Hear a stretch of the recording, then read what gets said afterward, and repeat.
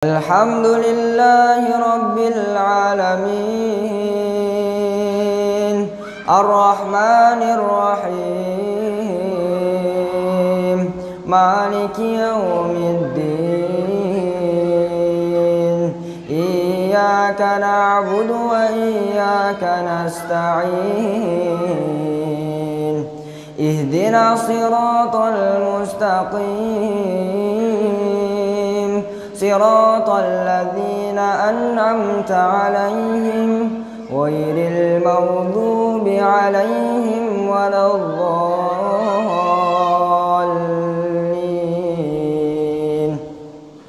آمين.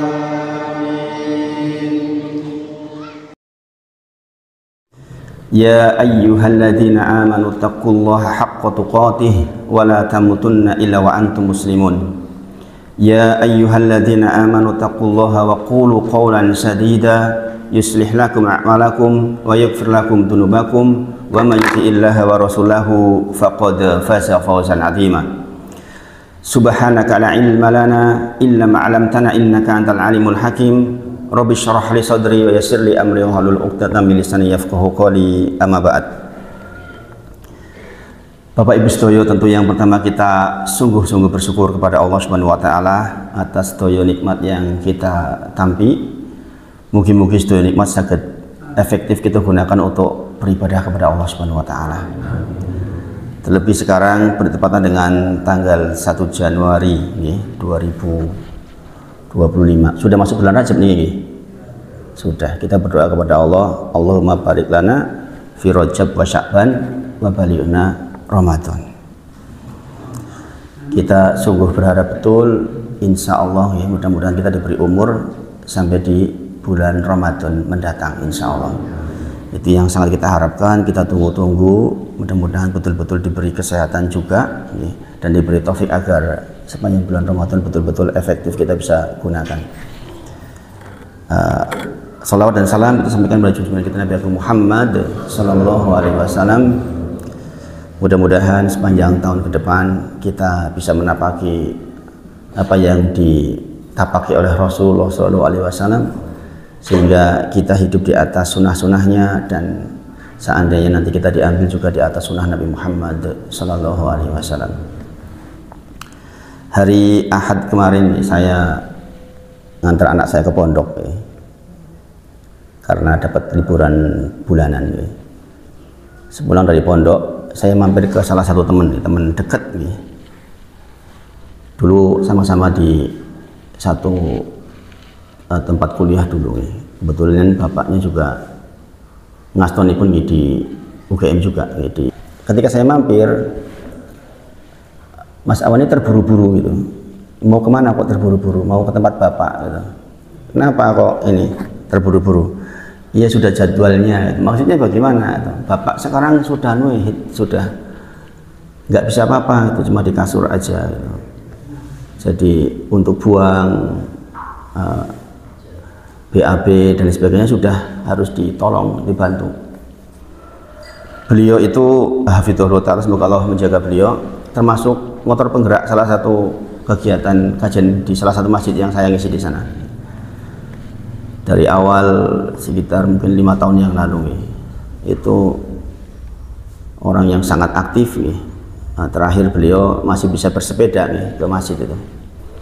Tapi qadarullah sekarang sudah tidak bisa banyak beraktivitas. Semoga Allah sembuhkan beliau, semoga Allah rahmati beliau, semoga Allah jaga beliau, insya Allah.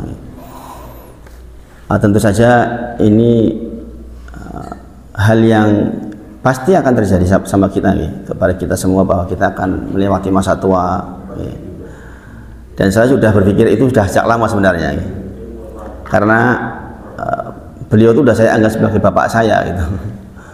Dulu ketika saya kuliah itu sering main ke sana, sering berdiskusi dengan beliau gitu. Dan ketika mengadakan pengajian di masjidnya support sekali beliau, termasuk yang memilih saya untuk di sana gitu. Bahkan beliau juga menyarankan ke kampus untuk saya ngisi di sana. Saya berharap betul mudah-mudahan beliau masih ada kesempatan untuk disembuhkan kembali, sehat kembali, mudah-mudahan. Nah, Bapak Ibu semuanya, ini bisa menjadi refleksi buat kita ya Bapak Ibu. Oke. Terlebih sekarang kita masuki tahun 2025 ya. Saya dulu ketika di Mahad, kalau akhir tahun mesti ada pelajaran tentang refleksi tentang satu tahun yang lalu. Refleksi itu melihat kembali tentang tulisan kitab kita yang sudah kita buat sebagai karya dalam satu tahun, kemudian kita ngudoroso apakah peruntukannya sudah benar apa belum. Maka biasanya diingatkan tentang apa tujuan kita diciptakan.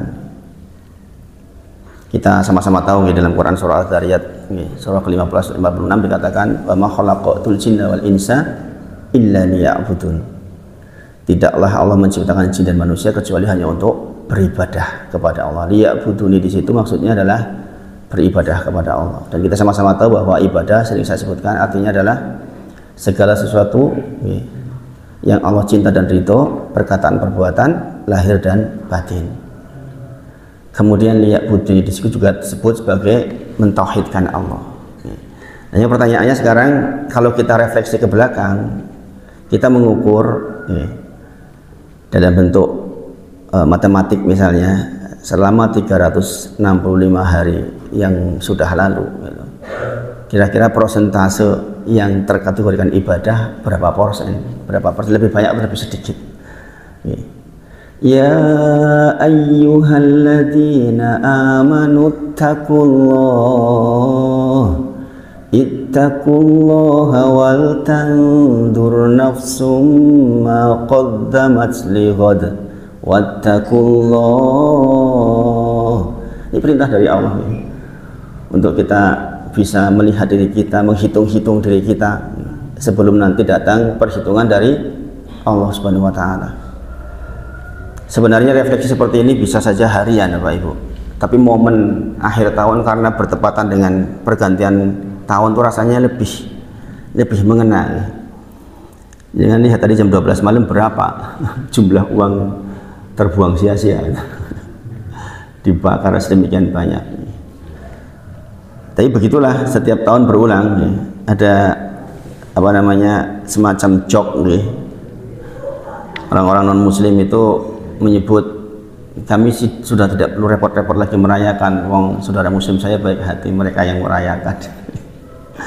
Ketika ditanya, jenengan ngapain ketika pergantian tahun? Ini kan tahunnya jenengan Masehi gitu kan. Tahunnya Islam kan Hijriah. Jenengan kok merayakan? Ya saya nggak perlu merayakan repot-repot. Ayo saudara muslim sudah pada baik-baik, pada merayakan semua. Kita lihat aja. Subhanallah. Kita banyak melakukan kesia-siaan di malam tadi. Jenengan pasti juga akan mendengar ributnya kayak mana. Sementara mungkin masih banyak orang-orang di sekitar kita yang masih kesusahan. Maka monggo kita merefleksi diri kita dan saya akan melihat dari satu sudut saja. Mudah-mudahan ini bisa menjadi pengingat buat kita. Di pertemuan sebelumnya saya mengingatkan pada panjenengan tentang Quran surah Al-A'raf ayat ke-28, yaitu tentang iblis laknatullah alaihi, yang disebut oleh Allah sebagai musuh kita yang sangat nyata, yang dia melihat kita dari suatu tempat yang kita tidak tahu karena kita tidak bisa melihat dia. Allah sebutkan, ya bani Adam, wahai sekalian manusia, keturunan Adam, la yaftinannakumus syaiton, jangan sekali-kali panjenengan tertipu oleh syaitan, kama akhraja abawaikum minal jannah, sebagaimana dulu iblis menipu mbah kita sehingga dikeluarkan dia dari jannah. Subhanallah. Jadi ini peringatan yang sangat jelas dari zat yang menciptakan kita, yang paling mengerti tentang kepengurusan atas diri kita, menyebutkan jangan sekali-kali kalian tertipu oleh setan. Sebagaimana dulu Adam alaihissalam yang kita tahu pintarnya luar biasa, bagaimana tidak? Adam alaihissalam itu diberi ilmu langsung oleh Allah, saja masih bisa ketipu oleh iblis laknatullah alaih. Tentu saja hikmahnya kita tahu sebagai rencana Allah untuk membuat khalifah di bumi. Tapi bahwa itu adalah pelajaran yang besar, iya. Kemudian di antara yang disebut oleh Allah di situ adalah Adam alaihissalam dan Hawa itu dipermalukan dengan dicopot bajunya sehingga terlihatlah auratnya. Kemudian mereka berdua mengambil dedaunan untuk menutupi auratnya. Hari ini kalau kita refleksi di tahun 2024 begitu banyak orang-orang yang dalam tanda kutip murtad, orang-orang yang tadinya berjilbab kemudian sekarang menjadi pendakwah untuk tidak berjilbab, mendakwahkan untuk tidak berjilbab. Dia mengaku menghafal Quran misalnya. Ini kan refleksi buat kita untuk kita tata kembali bahwa tantangan zaman semakin luar biasa. Bayangkan ada orang mengatakan, ngapain menghafal Quran? Apa manfaatnya menghafal Quran? Saya itu dulu 10 tahun sudah hafal Quran. Saya sudah juara di mana-mana tahfidzul Quran. Ketika saya ditanya oleh anak-anak sekarang, bagaimana cara menghafal Quran? Saya tanya balik, untuk apa menghafal Quran? Saya nggak mendapatkan manfaat apa-apa dari menghafal Quran. Subhanallah. Jadi bisa orang dirubah pikirannya, hatinya dalam waktu yang sangat singkat. Maka kita ingat, ya Bani Adam, wahai Bani Adam, la yaftinannakumus syaitan. Jangan sekali-kali panjenengan tertipu oleh setan. Kama akhraja abawaykum minal jannah. Sehingga kita belajar dari kisah Adam yang dikeluarkan oleh Allah dari sorga dan dengan keadaan terbuka auratnya. Ini orang yang mengatakan seperti ini sekarang auratnya terbuka. Subhanallah. Menghafal Quran, mohon maaf bajunya seperti itu. Subhanallah. Nah, maka hari ini saya ingin mengajak jenengan untuk melihat satu hal yang mudah-mudahan sekaligus bisa menjadi pengingat karena suka tidak suka kita berhadapan dengan musuh kita yang nyata yang bernama setan itu.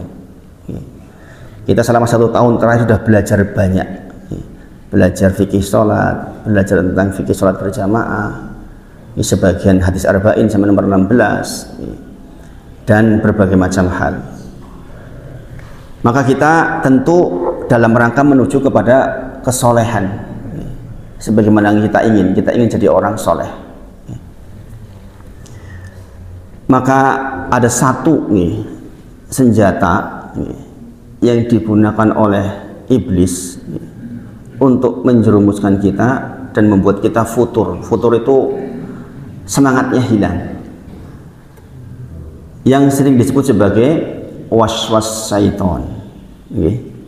Jadi ingat iblis, setan itu nggak bisa berbuat dengan kita. Sebenarnya mukul tuh nggak bisa Bapak Ibu semuanya.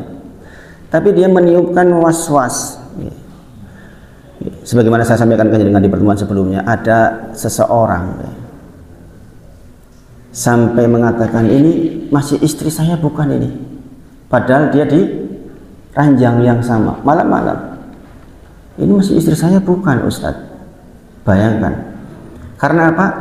Hanya gara-gara istrinya pamit untuk liburan pulang ke rumah bapak ibunya, dia mengatakan, ya wis kono nek muli kono wayang nggon ibumu. Itu kalimat talak bukan? Dalam kondisi normal bisa bernilai talak bukan itu? Iya. Kowe tak baliknya bapak ibumu yo, talak bukan Pak berarti? Talak. Kowe tak baliknya yang bapak ibumu itu bernilai talak itu. Nah, ini orang ya kono nek muli yang bapak ibumu, kowe muli kono bapak ibumu. Pamitan liburan mengizinkan maksudnya. Tiba-tiba was-was setan masuk, kowe iki bar talak lho kowe. Kowe iki bar nalak bojomu lho kowe. Subhanallah. Sehingga dia stressing. Jangan-jangan istri saya bukan istri saya lagi karena udah jatuh talak kepada dia. Subhanallah. Untuk membahas bab ini, maka saya sampaikan ini ke jenengan karena ini ilmu yang penting Bapak Ibu semuanya. Ada satu kitab yang saya baca membahas khusus tentang hal itu. Tipis kitabnya, yang mualifnya, penulisnya itu dosen di UIM, Universitas Islam Madinah. sampai sekarang masih hidup insyaallah ya. Hafizullah taala. Dia menyebut ya, tentang waswas adalah turikun min turuqi iblis. Was-was itu adalah satu di antara jalan yang menjadi jalannya iblis. Dan biasanya ini senjata terakhir nih. Kenapa? Karena was-was ini secara asal menyerang orang yang rapih, yang rajin belajar justru, yang tahu banyak hal. Yang tahu banyak hal. Beliau menyebut wa aslul wiswas, sesungguhnya secara asal was-was itu dalilun, menjadi dalil alal solahi abdi, menjadi dalil terhadap solehnya seorang hamba, wasalamatul qalbi, dan selamatnya hati seorang hamba. Asalnya was-was seperti itu. Ketika dengan was-was itu kan karena pengen baiknya enggak? Jenengan wudu, rasanya kok koyo urung lengkap. Niku nak jenengan pengen ngulang karena pengen apik to niku. Gini apa nggih? Jenengan salat, kok koyo ngentut koyo ora. Niku lah sebenarnya karena ingin banget salat jenengan diterima. Gini apa nggih? Nah, keadaan itu dimanfaatkan oleh iblis supaya jenengan gagal ibadah. Subhanallah.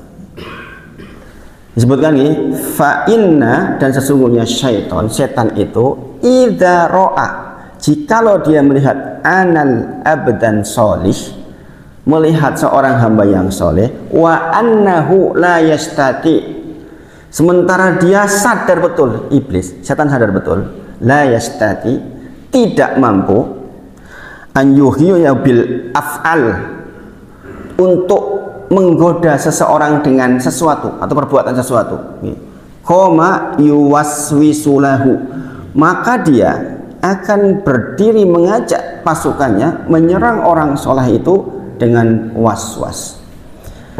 Para sepuh saya saja ini, yang sudah jadi imam masjid sejak muda, sekarang 86 tahun, beliau itu bacaan kitabnya hampir tiap hari saja. Pernah suatu malam mengatakan, aku besok mati lebih surga ora ya. Itu masih seperti itu. Kenapa? Oh jojo akidahku salah ya. Aku ki wis tuwa, oh jojo ki terakhir aku salah ya. Seperti itu Bapak Ibu.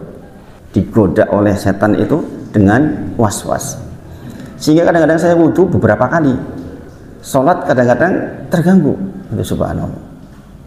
Jadi ini bukan persoalan yang ringan, karena memang betul kalau mereka melihat seorang hamba dikon zina moh, kon hibah ngomongi wong moh, kon nelek-elek moh, maka dia bawa pasukannya untuk tiupkan was-was agar ibadahnya gagal, Bapak Ibu. Nah, makanya saya ajak dengan refleksi di awal tahun ini, mudah-mudahan apanya sudah lewat kita bisa perbaiki betul.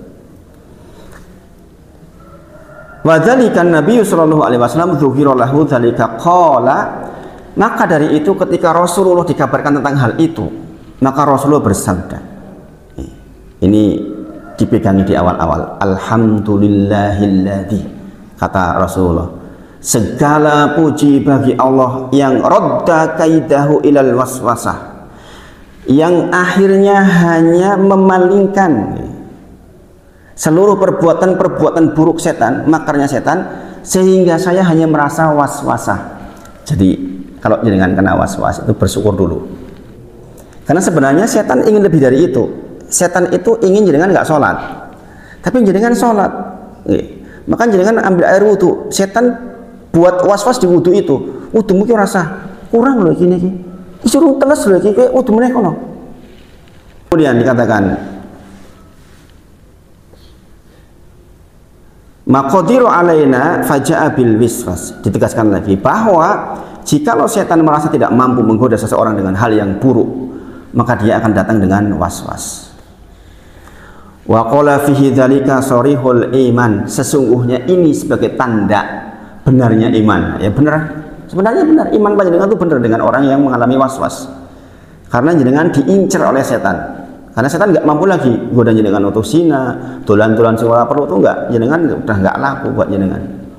Maka setan akan bisik-bisiki. Inilah was-was yang pada dasarnya menjadi tanda bagusnya iman seseorang secara asal begitu. Jadi jenengan bersyukur dulu.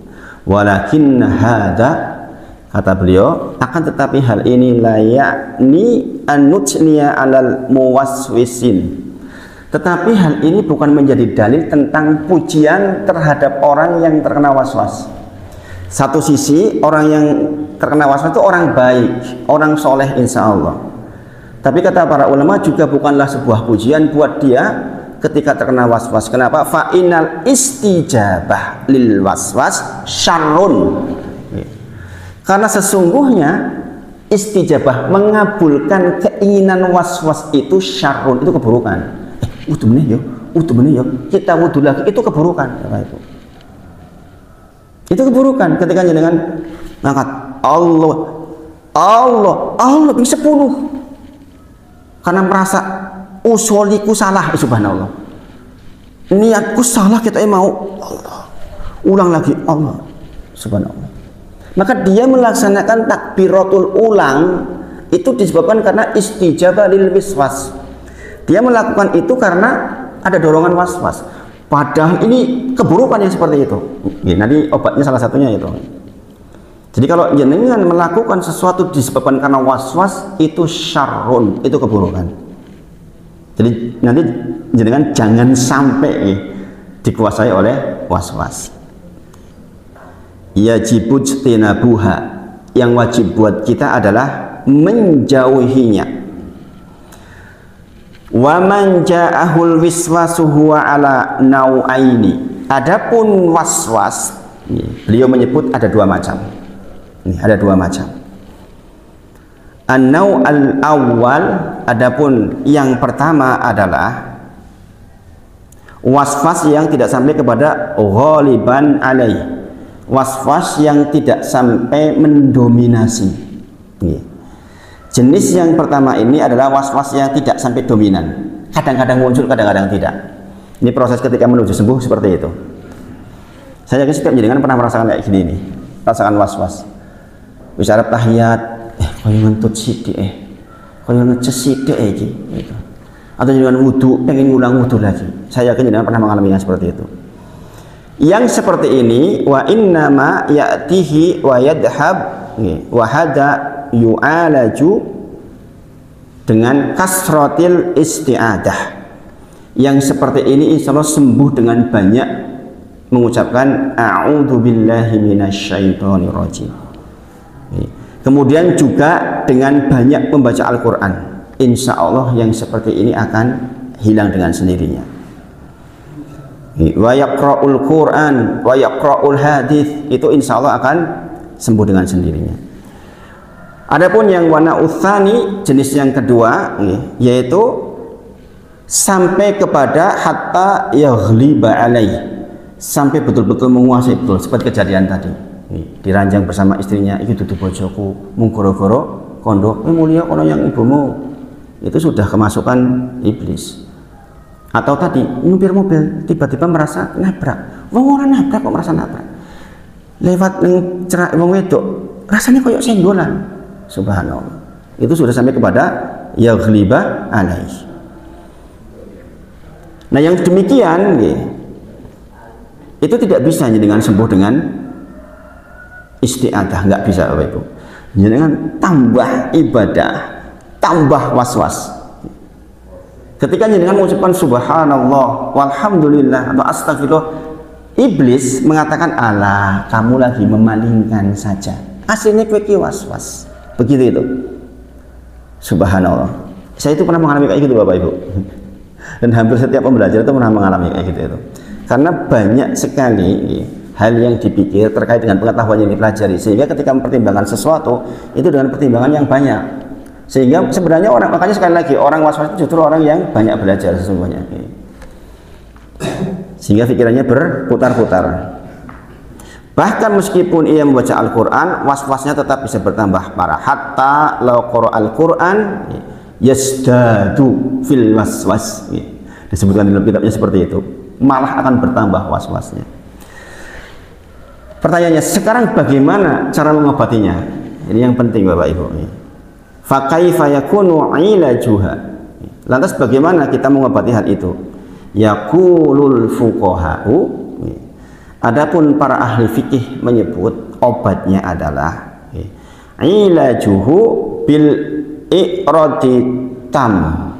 Nah, ini penting Bapak Ibu. Ini obatnya. Jadi mudah-mudahan ini bisa menjadi obat mujarab. Kata para ulama, obatnya adalah i'radi tam, yaitu tidak memperdulikannya sama sekali. Wudu urung teles lho, ora wis teles gitu loh. Paham Bapak Ibu? Koyo ngentut koyo ora ngentut gitu. Jadi itu ternyata obatnya Bapak Ibu. Jadi saya baca banyak sekali referensi terkait dengan masalah was-was yang kadang-kadang orang sampai 3 tahun kena was-was. Itu ternyata obatnya adalah i'radit tam wa ilajuha adalah bil i'radit tam, dengan sama sekali tidak memperdulikan. Ma maknal i'radit tam, lantas apa makna dari i'radit tam? Dikatakan an la turtiba alaihi fi'lan wala tarkan, yaitu maksudnya tidak melakukan atau meninggalkan sesuatu dikarenakan was-was. Ini kuncinya. Maksud dari tidak memperdulikan, ngaten Pak Parti misalnya mau Quran was-was, Allah bagi mau ngeri ya bagi mau ngeri ya bagi mau corak orang golek paling Gusti Allah. Jangan pernah jenengan berhenti karena itu. Ketika terjadi seperti itu, was-was seperti itu, istamir, lanjutkan. Jenengan berhenti, nanti kamu udah capek, saya udah ngantuk banget, udah capek, ya berhentilah. Itu. Jangan, maksudnya i'radit tam itu jangan jenengan melakukan sesuatu atau meninggalkan sesuatu disebabkan karena was-was itu. Begitu jenengan was-was justru dilanjutin. Wudumu ki urung bener, sop sing kono, ora urus. Jenengan bablas aja. Jenengan jangan pernah berhenti baca Quran ketika datang was-was dalam diri panjenengan.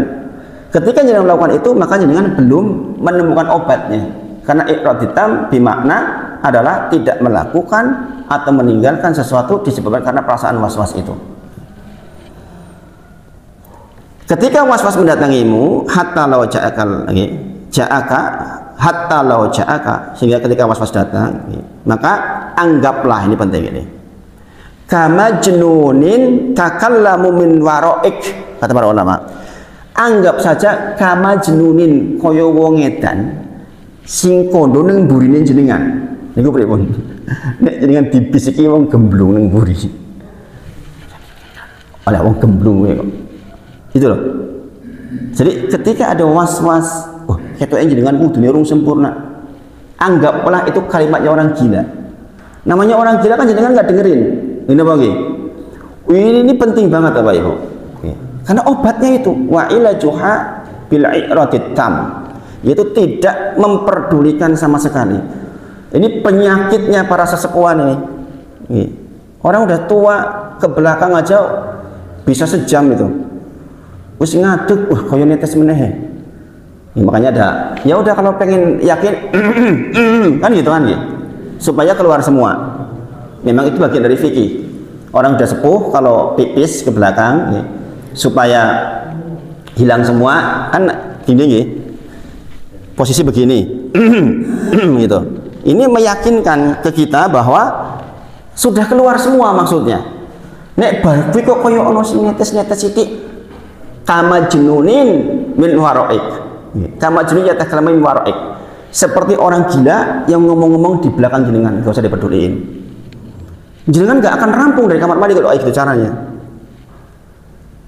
Ini mengerikan Bapak Ibu. Jenengan bisa carry sholat subuh goro-goro ngurusi wis netes meneh purung. Orang mangkat-mangkat jenengan. Dan ini banyak terjadi, orang terlambat sholat berjamaah gara-gara kayak gitu tuh banyak sekali. Subhanallah. Mereka katakan wa anta ala yakinin annahu la yadurruk. Dan yakinlah bahwa was-was itu tidak akan membahayakanmu. Ini penting nih. Wala taf'al syai'an min ajlihi wala tatruk syai'an min ajlihi. Jangan lakukan sesuatu dan jangan tinggalkan sesuatu karena was-was. Ba'dun nas idza ja'u waswas, sebagian orang ketika datang was-was kepadanya, ketika dia membuka Al-Qur'an untuk dibaca, iblis pun datang dan membuat was-was yang berkaitan dengan Al-Qur'an. Kemudian yaqumu yusoli fayuwasfisu lahu fis sholati. Ketika sholat iblis juga bisa melancarkan waswasnya. Wala tatsruk syai'an min ajli, jangan lakukan atau tinggalkan sesuatu karena bisikan waswas itu. Ketika sedang membaca Al-Quran dan setan datang dengan waswasnya, maka jangan hentikan bacaanmu, lanjutkan terus. La tatsrukil qira'ata istamir gitu. Jangan hentikan bacanya, tapi terusin. Subhanallah. Selesailah panjenengan baca Al-Quran, memang sudah waktunya selesai. Jenengan sudah capek, sudah ngantuk, ya udah mandek. Bukan karena was-was. Adapun berhenti karena was-was, maka jangan dilakukan. Ini saya bacakan teksnya seperti itu. Jika engkau lakukan itu dengan sabar, idza fa'alta hadza fasobarta. Jadi kunci kedua, di samping tidak peduli, sabar. Maka insya Allah Allah akan sembuhkan. Ketahuilah obatnya butuh kesabaran. Karena biasanya iblis datang dalam wujud, nah ini, subhanallah. Li'ana iblis ya'ti, adapun iblis datang kepada panjenengan lil muwaswisi bisifatin nasihil musfiq. Karena iblis itu datang kepada panjenengan dengan orang yang disebuti sebagai musfik. Musfik itu pemberi nasihat yang baik. Salat, iki hubunganmu karo Gusti Allah lho iki. Ini di dalam disebut seperti itu. Hubunganmu karo Gusti Allah lho iki. Hati-hati lho iki. Kalau salatmu batal, ma baqiya minha, apa yang tersisa dari salatmu? Kowe entuk apa salatmu? Saka salatmu. Ki wudune ora bener kowe. Wudu meneh ngono. Sehingga dia bolak-balik wudu. Sehingga dia gagal salat, Bapak Ibu. Mengatakan salat ki hubunganmu karo Gusti Allah, itu orang bijaksana bukan? Orang bijaksana, Bapak Ibu. Hati-hati lho iki hubunganmu karo Gusti Allah. Nek ora bener nek batal salatmu, ora entuk apa-apa lho. Niku lah kalimat baik, gini apa nggih? Tapi berlebihan, Bapak Ibu.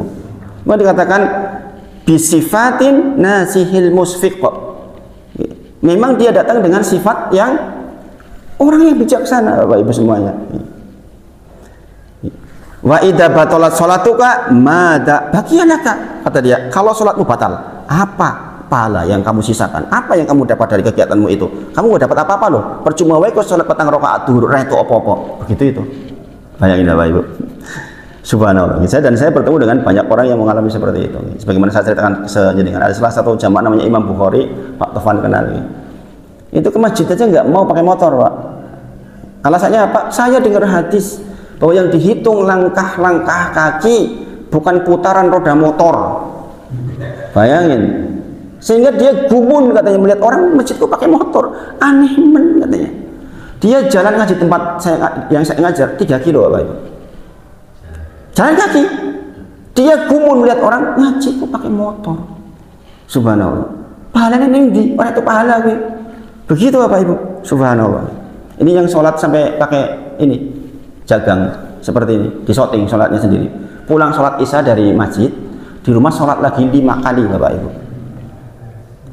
Sholat ulang, merasa nggak yakin.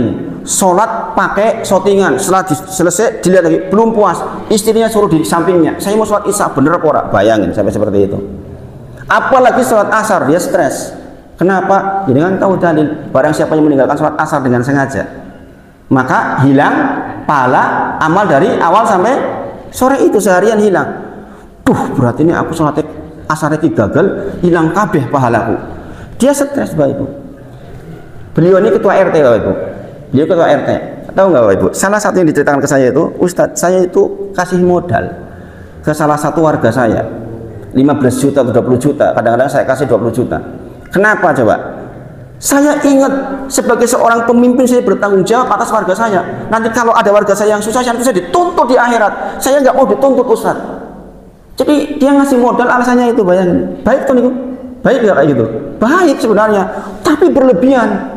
Dia mengatakan orang ini tak kasih modal kok, modal hilang atau balik, orang tuh berhasil, tak kasih modal lagi bolak-balik. Saking was-wasnya, khawatir nanti di yaumil akhir dia dituntut. Bayangin Bapak Ibu. Jadi memang iblis itu datang dengan sifat musfiq. keadaan dimana kita memang dibuat menjadi orang yang bijaksana. Nah, ini musuh kita tuh seperti itu Bapak Ibu, sedemikiannya. Dia bukan penasehat, tapi dia iblis, maka bersabarlah. Ketika berwudu kemudian was-was datang, segera tuntaskan dan segera beranjak. Ini yang penting. Begitu jenengan ada was-was, langsung diselesaikan, langsung beranjak. Jangan berkutat di situ. Tinggalin segera. Pokoknya wudu wis rampung, urusan wudu wis rampung. Jangan hiraukan bisikan itu, segera bergegaslah salat. Demi Allah, ia tidak membahayakanmu. Wallahi la yadurruk. Enggak akan membahayakanmu. Ketika membaca Al-Quran, taqra'ul Quran, ja'aka iblis yuwaswis, istamir, utruka istamir, ikra. Ketika membaca Al-Quran lalu iblis datang dengan waswas, maka teruskan, jangan berhenti, lanjutkan bacaan. Diulang-ulang sama penulisnya. Demi Allah, wallahi la yadurruk. Demi Allah tidak akan membahayakanmu. Bahkan ini penting ya. Li'annaka tujahidu iblisa. Nih. Satu sebab li'annaka tujahidu iblisa. Bahkan engkau mendapatkan pahala lebih disebabkan karena godaan iblis itu. Jangan masih ingat nih. Apa-apa yang berat melakukannya, maka lebih berat, lebih besar pahalanya. Jadi kalau ada godaan lebih, jangan justru berpotensi mendapatkan lebih. Sehingga saudaraku, kata beliau, semisal was-was akut menimpa kita, sebaiknya sarankan untuk punya obat yang namanya i'raditam. Jangan peduli, katakan kepada dia itu bisikan orang gila di belakangmu. Kemudian jangan melakukan sesuatu karena was-was atau tinggalkan sesuatu karena was-was. Satu-satunya cara adalah dengan tidak memperdulikannya. Ingat Bapak Ibu semuanya. Jadi lihat di dalam Quran surah Al-Hajj 78 bahwa wajahidu fillahi haqqa jihadih. Kata Allah, kita disuruh berjihad, beribadah sungguh-sungguh dengan haqqa jihadih, dengan sebenar-benarnya ibadah. Tetapi dikatakan di ayat lanjutan ayatnya bahwa Allah tidak mendatangkan agama fiddini min haraj. Allah tidak mendatangkan agama ini untuk menyulitkan panjenengan, nggak ada rumusnya. Tadi saya bacakan nih di pengimaman, yuridullahu bikumul yusra wala yuridu bikumul usra. Quran surah Al-Baqarah 185. Allah itu menghendaki kemudahan, bukan menghendaki kesulitan. Sehingga di akhir kitab itu disebutkan bahwa tidak mungkin wudu ping 10 bagian dari agama, mustahil. Wong Arab sembahyang kok wudu bolak-balik ping 10 pasti bukan bagian dari agama. Paham Bapak Ibu? Dalilnya jelas. Yuridullahu bikumul yusra wala yuridu bikumul usra. Allah itu menghendaki kemudahan buat jenengan, bukan menghendaki kesulitan. Maka Bapak Ibu semuanya ini diperhatikan betul. Jadi kan sudah sepuh-sepuh, nanti kadang-kadang akan terkena was-was. Ini baru was-was di bab fikih. Nanti kalau jangan kena was-was di bab akidah, lebih repot lagi. Duh, bener ora yo keyakinanku iki ya. Amalanku ku bener apa yo ora ya iki ya. Oh jojo ku amal koyo ngene iki jebul aku neraka iki. Itu was-was dalam akidah Bapak Ibu. Dan itu bisa terjadi menyerang siapa saja.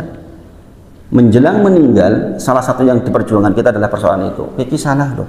Sampai kemudian iblis datang dalam bentuk wajah bapak kita mengatakan, aku bapakmu, kowe ngerti itu aku apian karo kowe selama ini.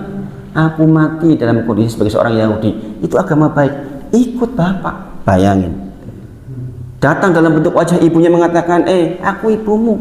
Kowe ngerti aku apian karo kowe selama ini.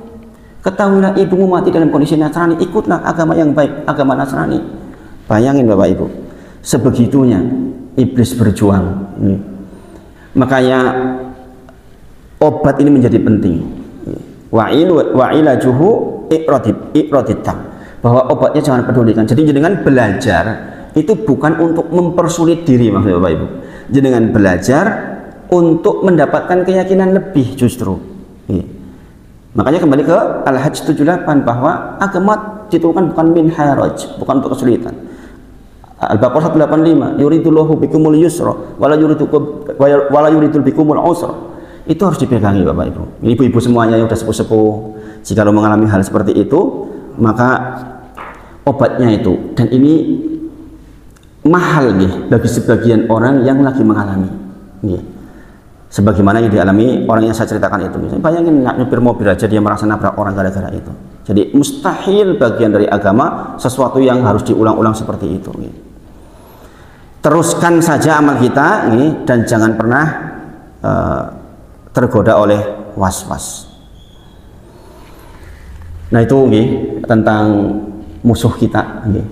Iblis laknatullah alaih. Saya sampaikan di awal tahun ini nih, supaya menjadi starting point apa yang sudah lalu tentang tujuan kita diciptakan, kemudian kita disuruh beribadah, kemudian kita belajar fikih, kita melaksanakan ibadah agar kita termasuk orang yang dikategorikan di dalam Quran surah Al-Kahfi terakhir, ayat terakhir, faman kana yarju liqa rabbi falyamal amalan sholihan wa la yusyrik bi ibadati rabbih ahada. Barang siapa yang ingin bertemu Allah, berarti dia masuk surganya Allah, maka dia beramal soleh dan tidak berbuat syirik. Beramal soleh syaratnya 2, ikhlas dan mutaba'ah, sesuai dengan contoh Nabi Muhammad SAW. Maka kita menghilangkan was-was syaitan karena kita belajar untuk menepati dengan apa yang disampaikan oleh Rasulullah, dilakukan oleh Rasulullah, sehingga kita yakin. Salatlah sebagaimana Rasulullah salat. Ra'aitumuni usolli. Maka kita belajar dalam rangka menepati itu, bukan dalam rangka untuk was-was. Dan Bapak Ibu semuanya, jikalau ternyata ada di antara saudara panjenengan mengalami seperti itu, cukup diberi saran sekali, habis itu tegesi. Biar berubah apa orang? Ini orang berubah, terserah kowe. Harus ditegesi. Orang kena was-was itu harus ditegesi, Bapak Ibu. Jadi saya kalau orang kena was-was datang ke saya berulang kali, yang terakhir saya usir itu. Saya suruh pulang. Kenapa? Karena nggak akan sembuh kalau masih ada sandaran. Jadi orang was-was itu tidak akan sembuh kalau masih ada tempat cerita. Dia ngomong, dia bisa ngomong terhadap apa keluhannya itu. Kebanyakan keluhannya itu, maka dia nggak akan sembuh-sembuh. Harus ada orang yang mengatakan orang mulia kono. Aku gah lagi ngurusi kaya ngono kuwi, kayak gitu. Dan ini sepakat para ulama menyampaikan seperti itu. Makanya sebagian ulama ketika ditanya masalah was-was, dia mengatakan pertanyaan terakhir ya ini, jangan lagi kamu bertanya kepada ustadz yang lain. Begitu, ada perjanjian seperti itu, Ibu. Kalau orang tanya was-was ke saya begitu, saya begituin. Ini yang terakhir ya, jangan tanya tentang was-was. Jangan tanyakan lagi kepada yang lain. Yang ini dilakukan. Sudah. Masalahnya kalau nanti dia akan tanya lagi, dia akan ketemu puluhan orang untuk membahas was-wasnya. Dia tanya ke ustadz ini, nggak rampung-rampung. Dia was-was terus, subhanallah. Ya. Nah ini mudah-mudahan bisa jadi pengingat buat kita semua, Bapak Ibu semuanya. Mudah-mudahan kita dibimbing oleh Allah untuk mendapatkan keyakinan yang sempurna sebagai salah satu syarat la ilaha illallah kita, yaitu al-yakin, sehingga semua ibadah kita mudah-mudahan mengantarkan kepada surganya Allah Subhanahu wa taala. Demikian sampai pagi ini, mohon maaf jika ada yang kurang pas di hati. Wa akhiru da'wana alhamdulillahirabbil alamin. Kita tutup dengan fardhu majelis. Subhanakallahumma wa bihamdika asyhadu an la ilaha illa anta astaghfiruka wa atubu ilaik. Wa akhiru da'wana alhamdulillahirabbil alamin. Assalamualaikum warahmatullahi wabarakatuh. Moga. Berbicara tentang was-was, ini saya ada mungkin salah ya. Ada was-was karena gangguan jiwa, tapi ada was-was karena gangguan jiwa. Nah ini contoh berbeda.